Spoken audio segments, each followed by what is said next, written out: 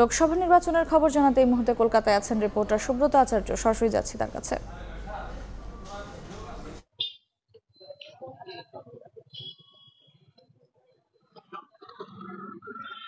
Vote উৎসবের ৭ দফার শেষ দফা এখন সকাল ৭টা থেকে ভোট শুরু হয়েছে। আমি কলকাতাতে কয়েকটা ভোট কেন্দ্রে ঘুরে বেরিয়েছি এবং আমি এখন কলকাতার বাইরে দমদম লোকসভা আসনে।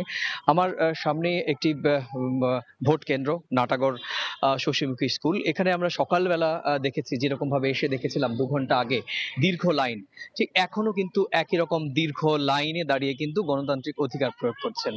আর এর মধ্যে জানিয়ে রাখি, সকাল ৭টা থেকে দুপুর ১টা পর্যন্ত ভোট পড়েছে সার্বিকভাবে ভারতের সার্বিকভাবে ৪০% এবং পশ্চিমবঙ্গে ৯টি কেন্দ্রে ভোট পড়েছে ৪৫%।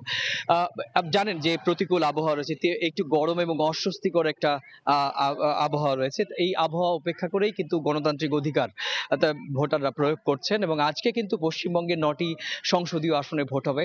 কলকাতা, উত্তর কলকাতা, দক্ষিণ উত্তর এবং দক্ষিণ ২৪ পরগনার বেশ কয়েকটি গুরুত্বপূর্ণ আসনে ভোট হবে। আপনি জানেন যে আজকের এই ভোটের যে গতিমুখ, উত্তরপ্রদেশের বারাণসী যেরকম ভাবে রয়েছে, হিমাচল প্রদেশের টসিংগং, সেখানে ১৫,০০০ ফিট ওপরে একটি ভোট কেন্দ্র রয়েছে।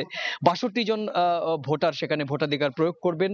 আর একই সঙ্গে কলকাতার অদূরে দক্ষিণ ২৪ পরগনার ডায়মন্ড হারবার, যেখান থেকে লড়ছেন তৃণমূল কংগ্রেসের second in command Abhishek Bandyopadhyay.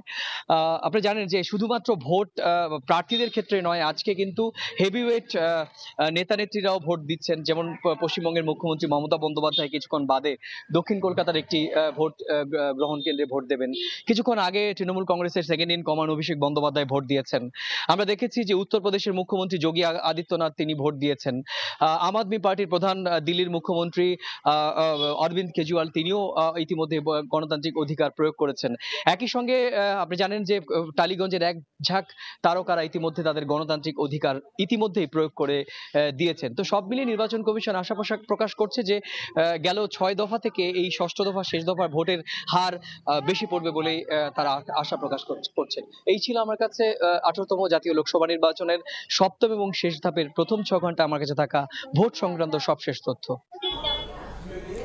Lok Sabha নির্বাচনের খবর জানছিলাম কলকাতা থেকে।